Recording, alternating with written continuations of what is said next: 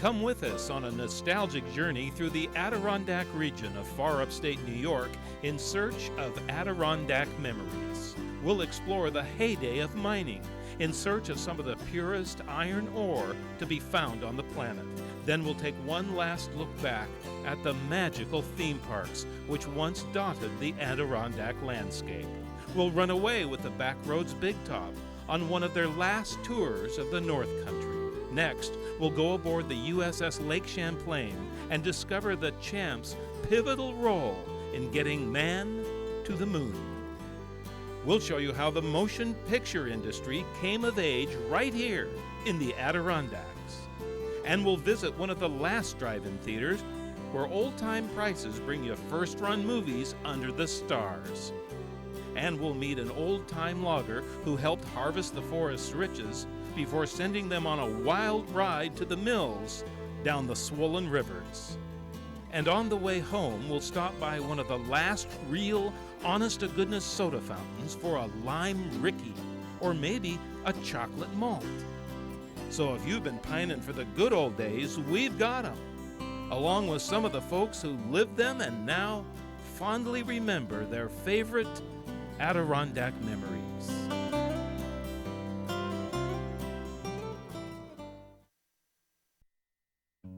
Production of Adirondack Memories is made possible in part by a grant from Wyeth Ayers Pharmaceuticals, Rouses Point, and Shazy, New York, working towards a healthier world.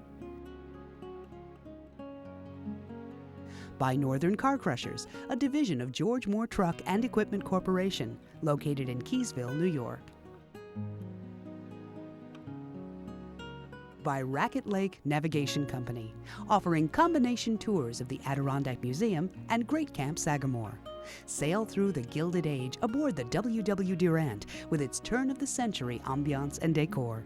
Other specialty tours are available. And by Viking Ski and Snowboard, located in Plattsburgh, New York, offering cross-country and downhill skis, snowboards, winter clothing, and accessories.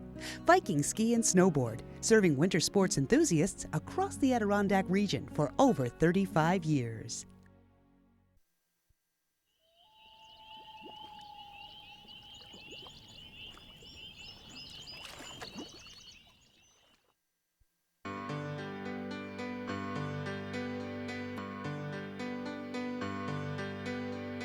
That's my favorite memories of just taking a road and going everywhere, from Speculator down to Swastika.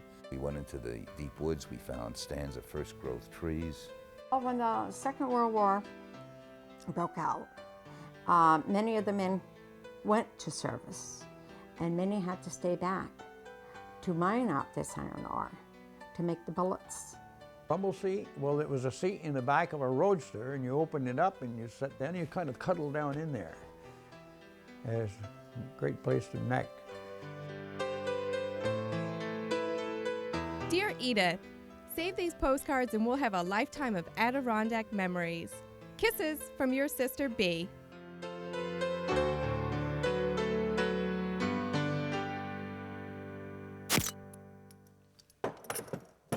Hello and welcome. I'm Derek Muirden. I just love prowling these old antique shops of the Adirondacks. I mean, everybody collects something, right? Whether it's old silverware or old telephones or these old fishing lures or old baseball cards. We are fascinated with collecting the past. And I wonder why that is. Well, I have a theory. And that theory goes something like this, that everything in here, everything that we collect is a key to our past when times were simpler and life moved a whole lot slower. Well, in this program, we're going to take the key that lives in the heart of every Adirondacker and open the door to the past in search of Adirondack memories.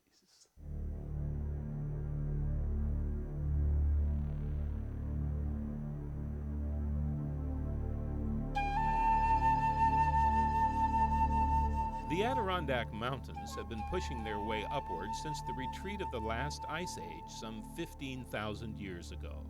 Once the ice receded northward, Hunters and gatherers made their way into the land, followed by the Europeans. Some of the newcomers settled down and worked the land, but many, finding the environment too harsh and unforgiving, moved on. Those who stayed literally carved a living out of a wilderness which rarely gave anyone a second chance. Well off the beaten track and far from the madding crowd, the Adirondacks still managed to spring to life. By the mid-1800s, crude roads led to villages, which were springing up to take their place against the Adirondack landscape.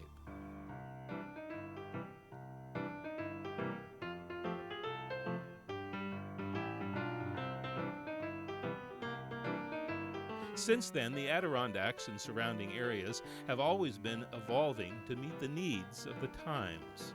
What worked, stayed. What didn't was abandoned or torn down and replaced. It is an evolution that continues to this day. And it is a subject of fascination as well as a hobby for lifelong resident Ron Venn, who quietly goes about the city and the region matching shots of now with shots of then.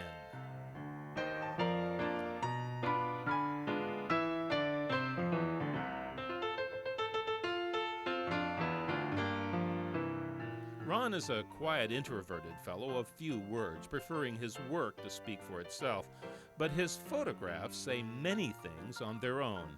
In effect, he has created the sensation of standing in the exact same spot for decades.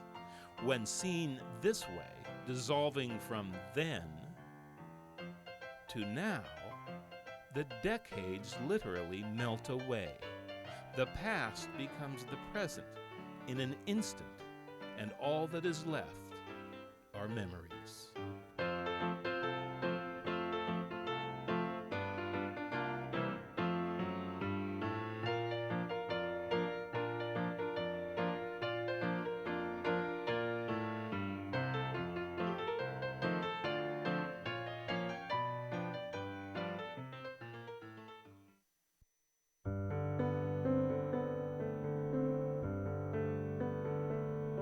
At the turn of the 20th century, the Industrial Revolution was in full swing, and the Adirondacks had plenty to offer in the way of natural resources to help keep the furnaces of progress blazing away.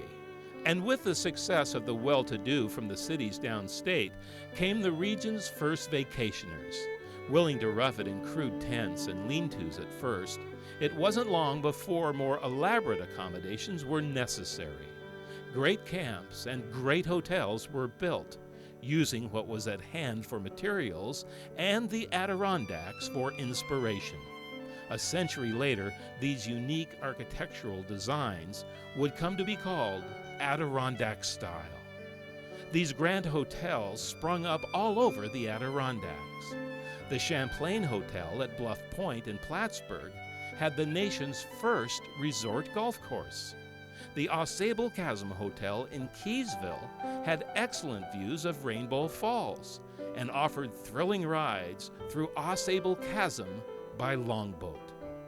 Eventually, both the Champlain Hotel and the Ausable Chasm Hotel were destroyed by fire, but those hotels that did survive lived on in grandeur and elegance seen only in the Adirondacks. The Sagamore at Bolton Landing on Lake George has become a virtual time machine, traveling elegantly between then and now. But perhaps no place in the Adirondacks was more popular during its almost 100-year run than was the legendary Lake Placid Club.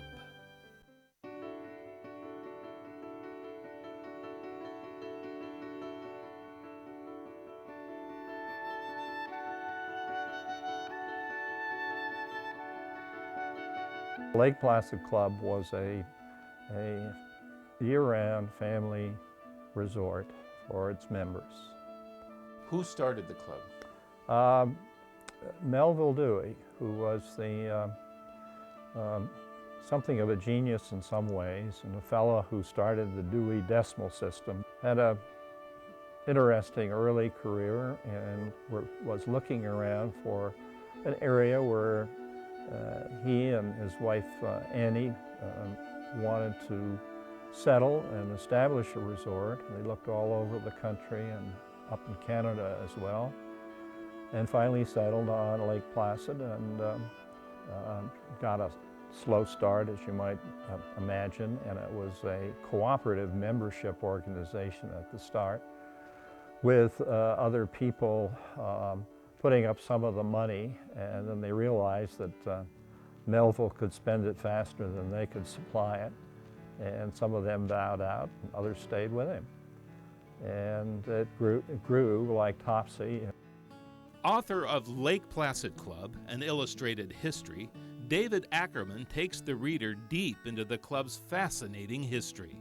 And films surviving in the club's archives give us a rare peek into an organization that shunned by its own rules alcohol, the so-called fast crowd, overdressing with elaborate jewelry, or stray cats which were chloroformed on the spot. Here, in hiking shoes and practical clothing, the rich and famous rubbed elbows, hiked, swam, dined, and danced year-round from 1895 until 1980. Singer Kate Smith was a member, and radio giants Lowell Thomas and Arthur Godfrey broadcast their popular network programs live from the club's ballroom once a year. The Lake Placid Club gave a whole new meaning to roughing it. Getting to be a member at the Lake Placid Club was a rather rigorous exercise because you had to be sponsored by a member, and the membership committee reviewed your credentials, if you will, and then the board of the club voted for your acceptance as a member. However, David points out in his book that in the selection process for new members, the club did practice a form of discrimination against certain groups. You have to realize, of course, that many other resorts also practice the exact same discrimination. There was one down in Saratoga Springs, which had a notorious brouhaha over its selectivity, and then there used to be here on Cascade Lakes the Cascade Club, which also before the Lake Placid Club was established practiced the same sort of discrimination, no question. When the club fell on hard times beginning in the 1970s, it offered its facilities to any group or organization for banquets, meetings, or even social events.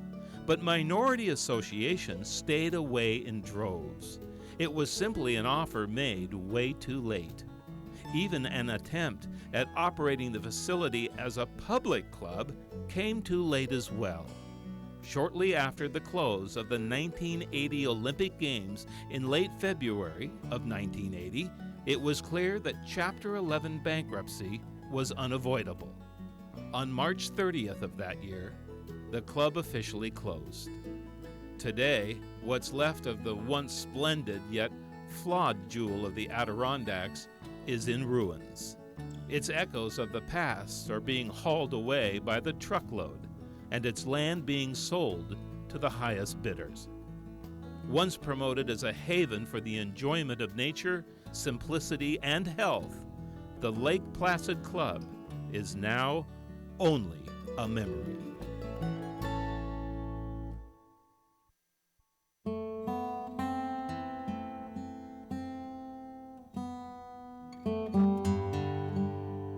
At several places in the Adirondack Mountains can be found seams of some of the world's purest iron ore.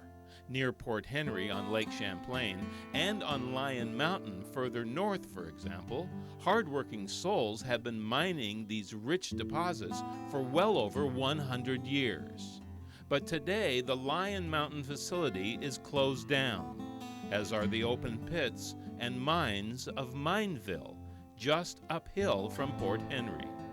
What's left of a once flourishing industry is a flood of memories, recalling when times were good and a full day's work was matched equally with a full day's wage. They knew the ore was there in 1825, and they actually started mining it in 1846, and they have mined, certainly there were a few delays in there, poor times, hard times, but you could say they run continuously from then until 1971. The approximate figure of ore taken out is 38 million tons, 38 plus million tons. And there are 42 million tons left. My husband was 18 when he went down into the mine. He went into the crushing plant, which took care of the iron ore as it came out of the mines. Yes, we worried. And like I said, if you didn't know how your husband or your father walked or looked or smiled, you wouldn't know one man from the other, because they all looked alike. They were all black when they came out of there with the dust. When the mines finally closed, more iron ore was left behind than had been pulled out in an entire century. Cheaper overseas iron ore now rules the market. Yet some still hold out hope that one day the mines will open up again and a new generation of miners will come to plumb the rich deposits of iron ore. Yes, in time they will come back. They'll need the iron ore. Do I miss mining? Yes, yes. The town got very desolate looking. They always said that one day the mines would reopen. They have a lot of places that they diamond drilled, and they know where they are, where it is. And it had the best iron ore in the world. But of course, we had a foreign competitor, and that's what happened.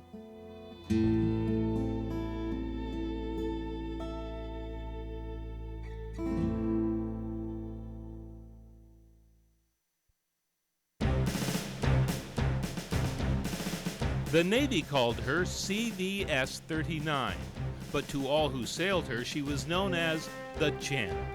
The USS Lake Champlain was the last of a breed of aircraft carrier, with her single straight flight deck and real teakwood decking.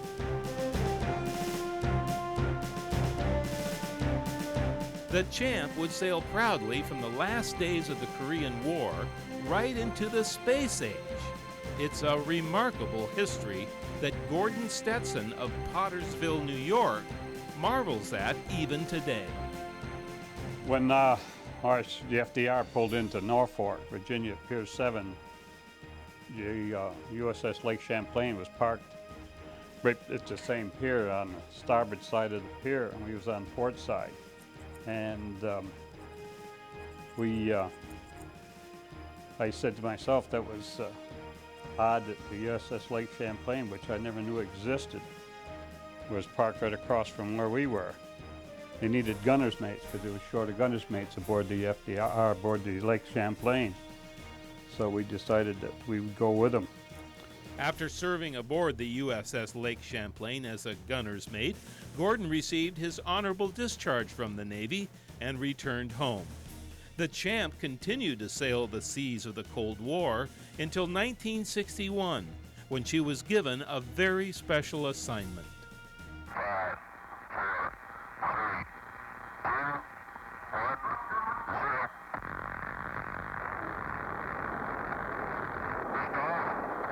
All right now, lift off and the clock is started. On the morning of May 5th, 1961, at Cape Canaveral in Florida, Alan Shepard blasted off on the first mission of the American manned space program. He was to arc 116 miles into space and then splash down in the Atlantic, 302 miles from the Cape. In his Mercury capsule called Freedom 7, Shepard's flight would test the systems being developed to place an American on the moon and return him safely to Earth before the end of the decade. When they pulled Alan Shepard out of the ocean there, I was cutting hair in Chestertown in the barber shop. And I was watching it there on TV, and I said, I was watching, I didn't know what the ship was, or who the ship was, until they said, well, USS Lake Champlain is standing by to pick up Alan Shepard. And I said, my gosh, that's my old ship. I said, that I know that ship well. Just the ship was great. She was a great ship. Every crew member who ever sailed the USS Lake Champlain cheered right along with Gordon Stetson that day back in 1961.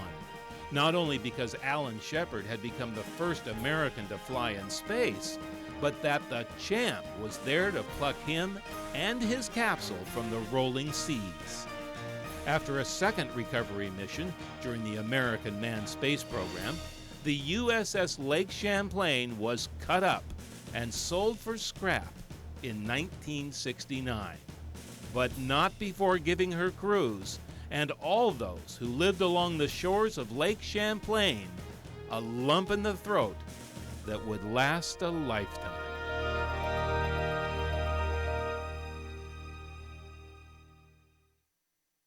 I hope this doesn't sound too bold, but I think I was the luckiest 10-year-old in Clinton County, to be very honest with you.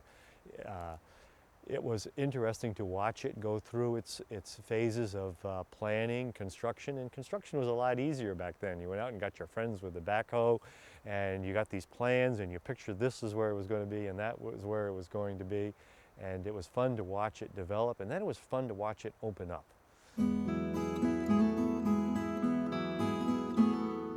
My recollection is this was conceived in probably 1957, 58. Construction started in 59, and I would guess it opened up in 1960. And the marketplace was for people of the community, and obviously because we were on the doorstep of Montreal. And it was really a storybook kingdom was the concept that was put forth sitting here in these woods. I think that the attraction, first of all, was the castle, which held the high ground, the dominant part coming in. And then, as you passed through that entrance building, you came into the village setting. And it was on, as you can see, an inclining piece of topography that went down, so you kept revealing buildings as you went down. Fantasy Kingdom was built where Pointe-aux-Roches State Park is located today, on State Route 9, just north of Plattsburgh, New York. It was a small park by most standards, but its visitors didn't care because it was a real fantasy land, built just for them and tucked into the forest along the shores of Lake Champlain. And any kid considered it lucky to spend the day with all his or her favorite storybook characters. But the fact is, there were a lot of lucky youngsters in the Adirondacks during the 1950s and 60s, because both residents and visitors alike had their pick of a half a dozen theme parks, located a few minutes to just a few hours' drive from Plattsburgh. First theme park in the Adirondacks was North Pole. Matter of fact, I've been told it was probably the first theme park in the United States. A long ways from amusement parks. It was based on one theme. And then after North Pole came Indian Village in Frontier Town, in Land of Make-Believe, Enchanted Forest, Great Escape. Well, Great Escape was a rebuild of Storytown. Storytown came before. Storytown, Land of Make-Believe came along at the same time.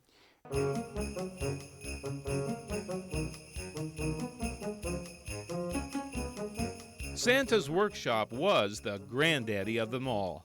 Built in 1947 on the side of Whiteface Mountain in Wilmington, New York, Santa's Workshop was designed by Arto Monaco and owned by Bob Rice. The workshop was billed as Santa's summer home and drew thousands of children every season to pet real reindeer, check out the North Pole, and get a head start on a Christmas wish list with Santa himself. I hereby swear you in as official deputy sheriff. Frontier Town in North Hudson, New York, was a popular spot for kids who wanted to kick around in the dust of the wild, wild West. But the most popular of all, among kids and parents alike, was Arto Monaco's land of make-believe in Upper J, not far from Lake Placid.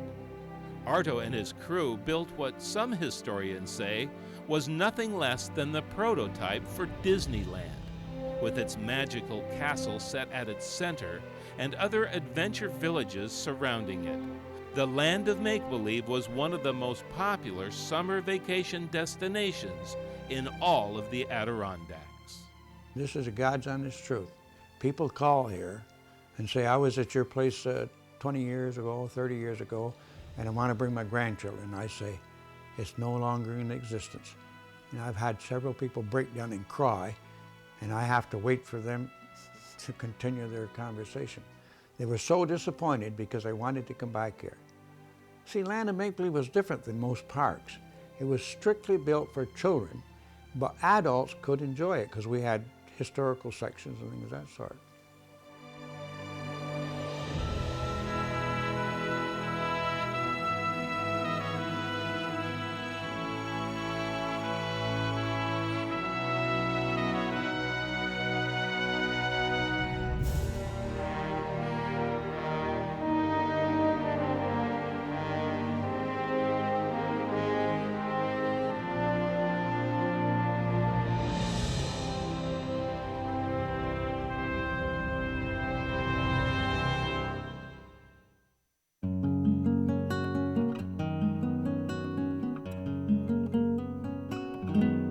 Today, Fantasy Kingdom is but a memory, done in by the economics of the mid-1960s.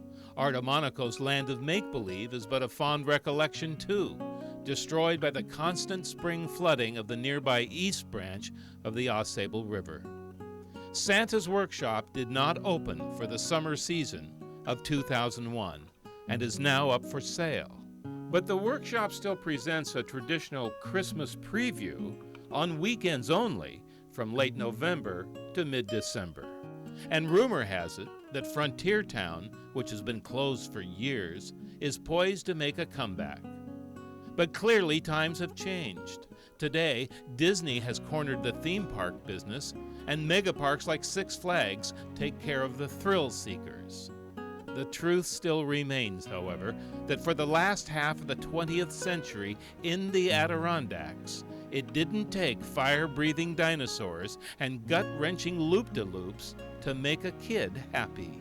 It just took the creative imaginations of people like Robert Dooley, Norm Dame, Arto Monaco, and Bob Rice, who never forgot that they were once kids too.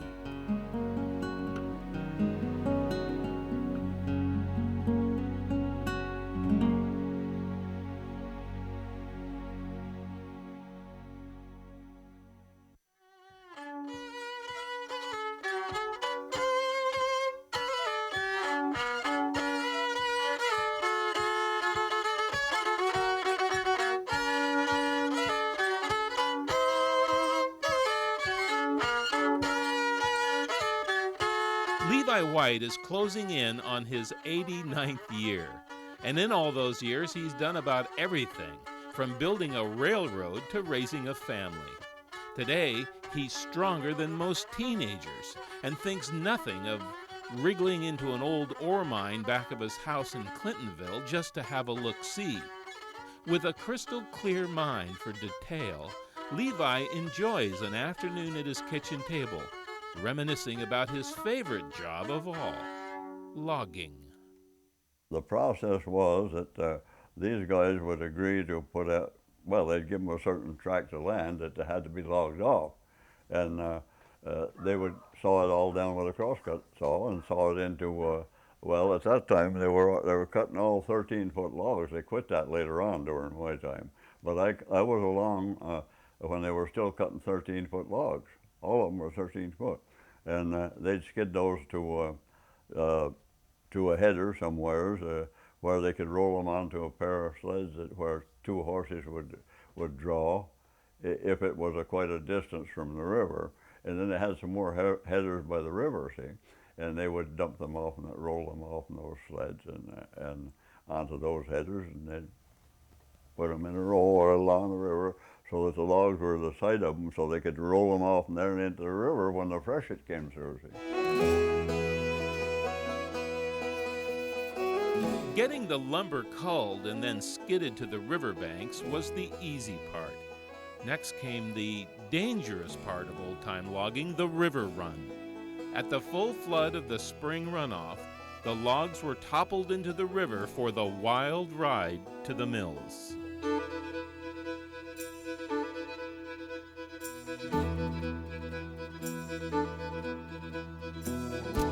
But what they called them was the gandy dancers because they were hopping around from one log to another, yeah. And they had sharp corks on it. They could stop anywhere, you know, or spin a log and stop on it. But they had to go fast because if they stepped on one that was too small, they would go down. They didn't want to stay on it too long, you know, just touch it and go. See? Getting the logs to the mill this way paid a terrible price on the environment. And Levi is quick to point out that in later years he would cull his forest instead of knocking it all down as they did in the old days. Well, I tried to get them to cut it to grow, you know. That's the way I always cut it. And that's the way I left it when I got done cutting there over there after I'd cut that 150 feet, 150,000. I would never cut anything at 12 feet high, looking up the tree. Up 12 feet, I'd never cut anything less than 10 or 11 inches. When I got to 10 or 11 inches, that tree stayed. In 10 years, you had a 20-inch log. So it was making money just sitting there growing. I couldn't get them to do it. They'd strip it. Levi is living testimony to working in harmony with nature, always striving to leave something for the generations to come. That, Levi says, not only makes good business sense, it also makes good environmental sense. As proof, Levi asked the visitor just to look out his kitchen window. And as far as can be seen is a carpet of green.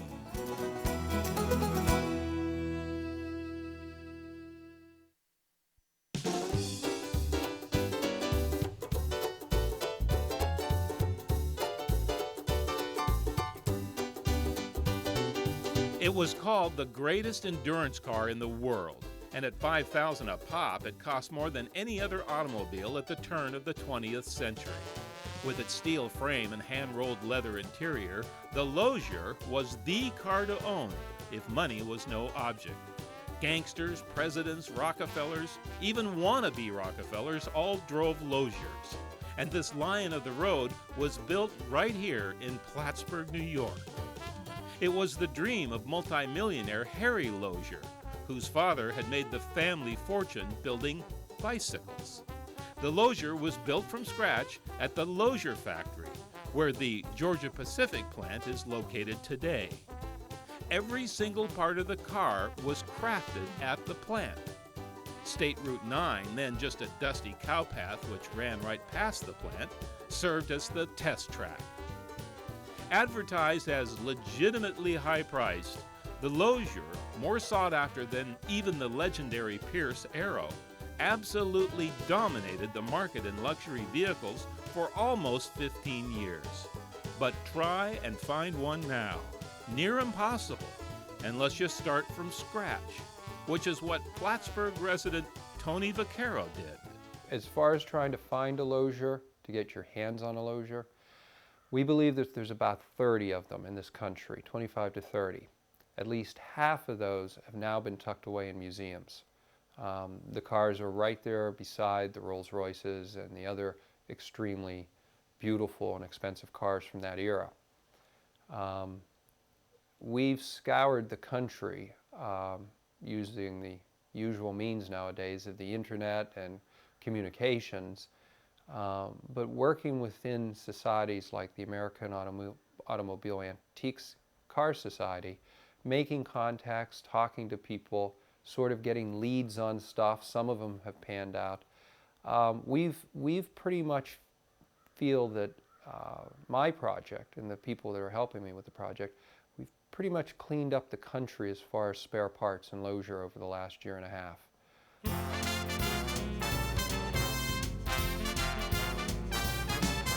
For years, Tony has scoured the internet, motorsports magazines, and the grapevine for any piece of a Lozier that he could get his hands on.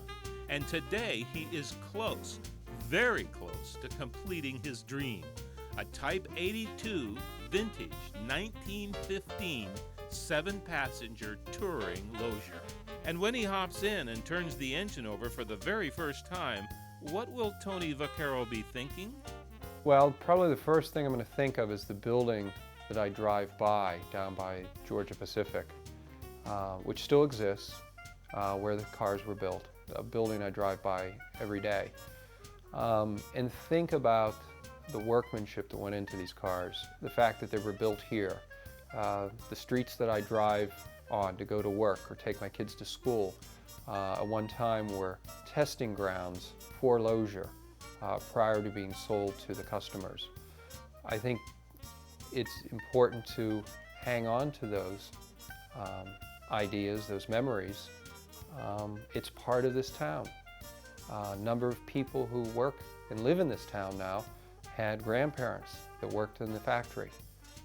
It was probably one of the biggest industries of that time for Plattsburgh. We'd like to see a museum built here in the area that would be interactive for children to come and learn more about the history of America and this region back at the turn of the century. The Lozier plant moved from Plattsburgh to Detroit in the 1920s to try and compete in a growing industry. But Henry Ford could build them cheaper than anyone.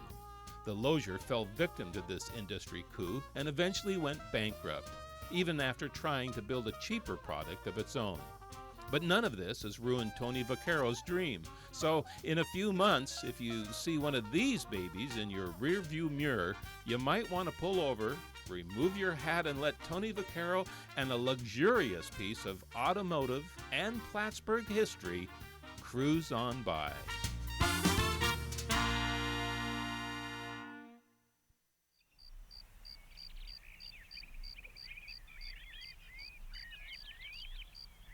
One of the places Tony could take his family in their brand new old Lozier is the drive-in, like the 56 Auto Drive-In in Messina, New York.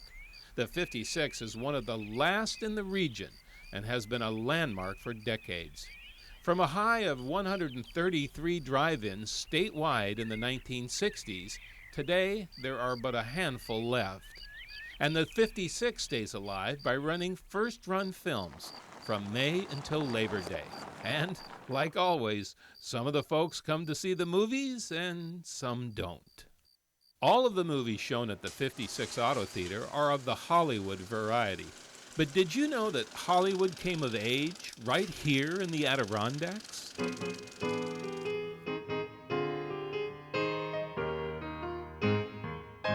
This version of Uncle Tom's Cabin was made at Port Henry, New York in 1914. And this wasn't the first film to be shot here. Movie companies had been here since 1898, when In the Adirondacks was filmed at Loon Lake. From then until 1927, when the last great silent films were shot here, some 24 films were made in the Adirondacks, and those were the ones we know about.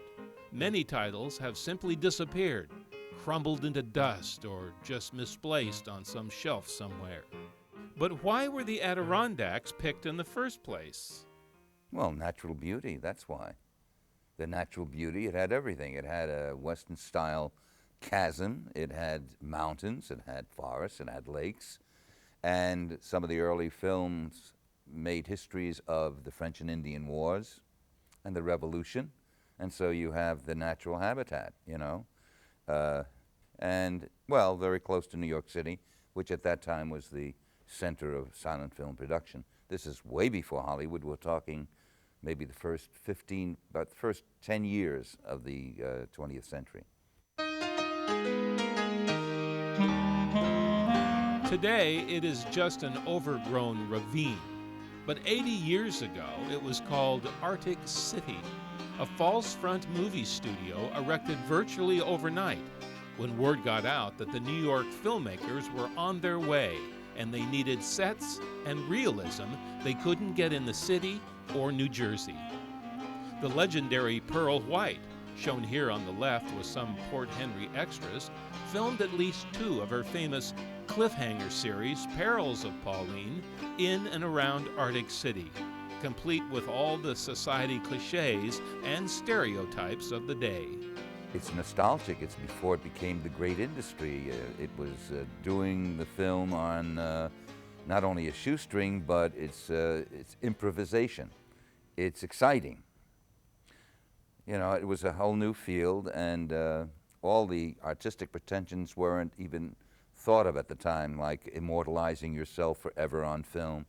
It was just an exciting kind of thing. It was like mining for gold. You know, if you find it, you do it. This fence is liable to start the war on the range all over again. That's no hair off of my hide. It's liable to be. You're giving your old enemy, Bull Harris, the very chance he's been waiting for since the last roundup. One of the homegrown boys who probably caught the acting bug working as a child extra at Arctic City was Vincent Markowski. When movie making moved west, Vincent moved with it, changing his name to Tom Tyler and quickly becoming a Saturday matinee idol of the 1930s. Tyler's remarkable career spanned almost 60 years, working mostly in westerns, but also breaking out to take the starring lead in two of the most popular movie serials of all time. As the adventurous hero with superhuman strength and fearless spirit known as the Phantom, and as Captain Marvel in The Adventures of Captain Marvel, a movie cliffhanger that some film historians call the greatest film serial ever made. But in Port Henry, and we're talking in 1912, 14, $5 a day, when the average weekly salary was about maybe, if you're lucky, $10 a week. Of course, this was the exorbitant, this is part of the excitement of movies. These guys came in and ruined the economy, literally, because they gave it, they threw money, if they had the money. Sometimes they acted like they had the money. But yeah, this is how they overcame a lot of the inhibitions of the locals. But perhaps the most famous silent film ever made in the Adirondacks in the early years was called Janice Meredith. Produced by William Randolph Hearst, the newspaper magnate, for his girlfriend, popular screen star Marion Davies, Janice Meredith was made in 1927 and told the story of a blossoming romance during the American Revolution. Davies, in the lead role, spared no expense, and Hearst didn't seem to notice or mind the cost. This scene of Washington crossing the Delaware was shot on the Saranac River in midwinter. The ice had to be blasted with dynamite, and the extras, locals mostly, had to be coached vigorously to jump into the freezing waters.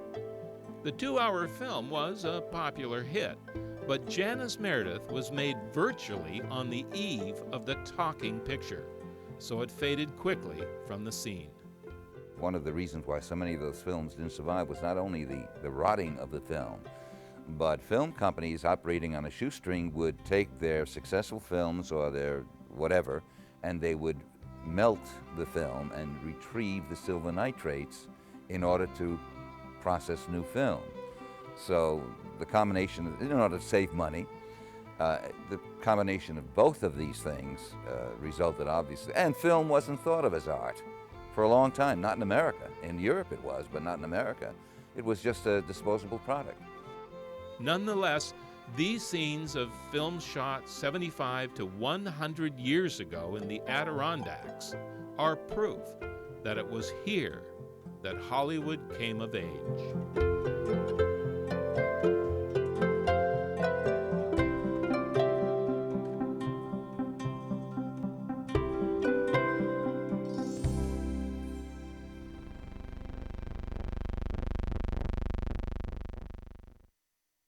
How we knew the circus was coming to town, we got an advance notice.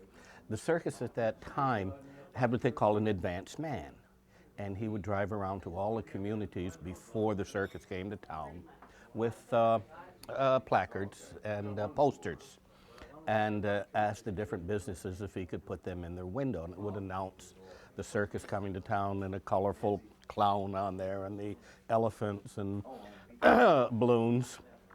And he'd come to your business and ask you if he could put a poster in the window. And he always came to my father's place. And my father always said, sure, put a poster in there. And when he did, he'd give the person a couple of passes to go to the circus. Well, my father would come home at night, and he'd have those passes in his hands, and we were all jumping up and down. We're all going to the circus, going to the circus. For decades, Blue Line circuses, like the Franzen Brothers Circus, played the back roads of the Adirondacks. They were called Blue Line shows because county roads on maps used to be marked in blue. Interstates and freeways were marked in red and showed the way to the big cities where the legendary tent shows played. But the Blue Line shows played the small towns and villages. It was a niche carved out over the years, a day here, 2 days there, at the most, and then on the road again. It was hard work, but the small single tent shows came year after year, bringing excitement and thrills to many people who otherwise would never get to see a real sawdust big top. What I remember the most about going to the one-tent circus was probably, first of all, it usually rained before. So there was mud, a lot of mud to slosh through.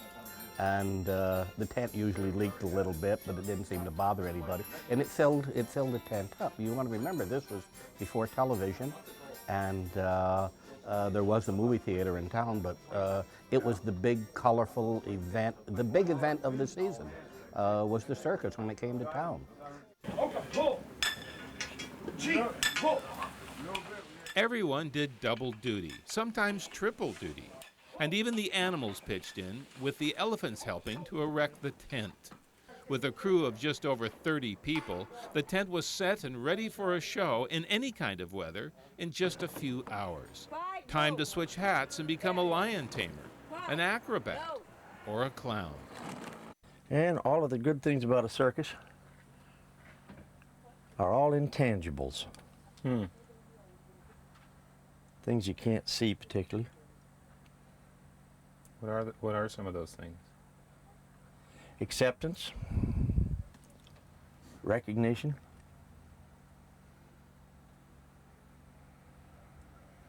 sunny days, applause. The mother that comes up and says, my son is really excited. He didn't sleep much last night because he saw your picture in the paper and this is his first circus. And that's almost worth a paycheck.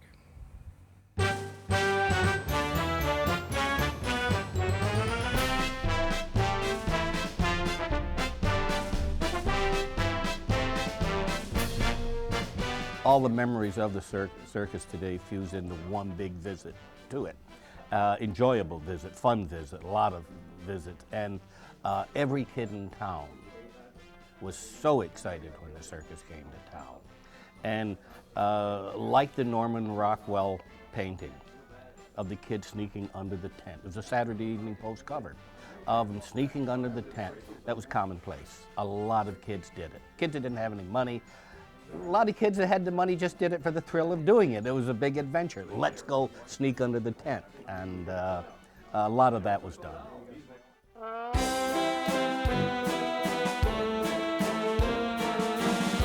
Dwindling crowds, rising gasoline prices, and pressure from the Society for the Prevention of Cruelty to Animals all started to eat away at the Blue Line circuses. This performance, in the early 1990s, was the second to the last season in the Adirondacks for the Franzen Brothers Circus.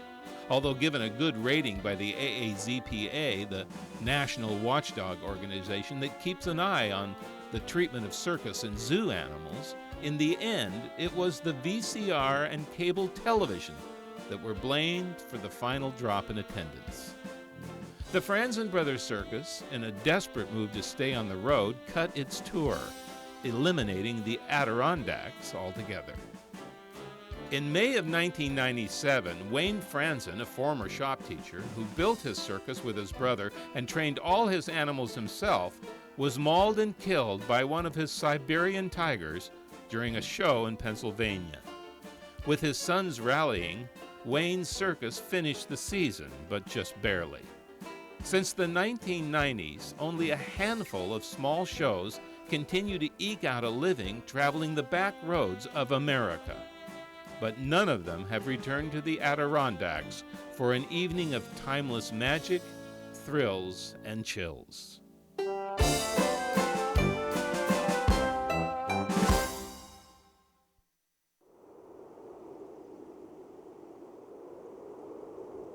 The grand hotels, the iron mines, the great amusement parks, the silent films, and the backroad circuses, all but memories now, blowing in the wind, as Bob Dylan once put it. But how about visiting a place that by all rights should have disappeared long ago, but has managed to survive nonstop since the 20th century was up? In fact, you may have even driven by without noticing this classic of the Adirondacks. In Chestertown on Main Street, which is about 2 blocks long, can be found the Main Street Ice Cream Parlor. It has been in continuous existence as a soda fountain and eatery since 1894. 10 years ago, the Robbins family bought the place, and they have been fondly escorting this Adirondack treasure into its 3rd century of existence. I think the charm of the old-fashioned soda fountain is in that they're so unique and rare. Many people, younger people, especially my age and younger, have never seen one. They don't know what it's all about, making sodas with syrups and mixing carbonated water in them, and of course making sundaes the traditional old-fashioned way. It's intriguing because most people are unfamiliar with this part of the ice cream business and the early part of the restaurant business. All restaurants at one time had a soda fountain in them.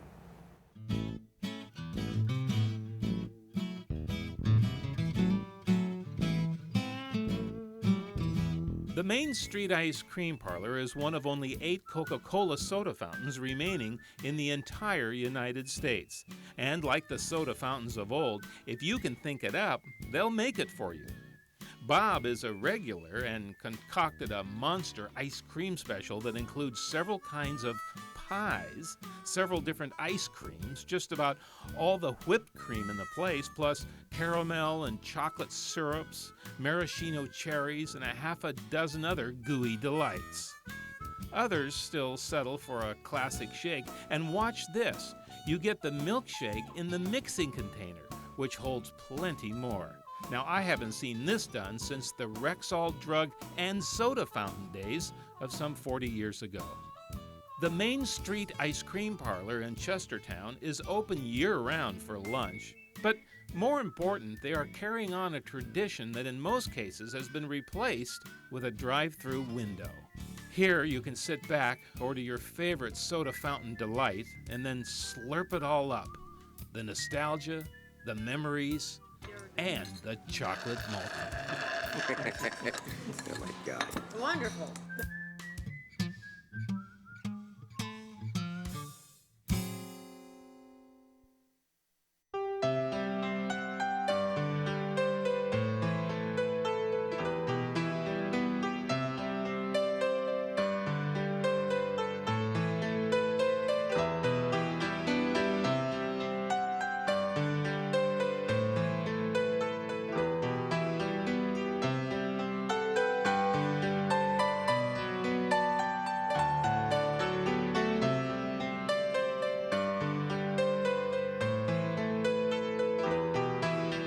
Memories are like anything else. Preserve them, share them with friends and family, or lose them.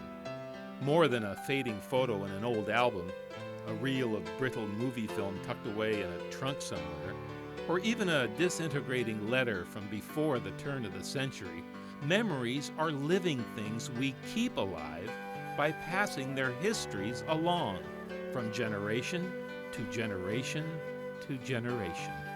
Fond memories of good times long gone should be treated as fragile gifts from the past, given to the hope and promise of the future. And in the end, if we don't preserve our memories, then much of who we are and how we came to be will be lost forever. For in the end, our memories are all that's left us. And if we just take the time to remember what a rich heritage our Adirondack memories can be.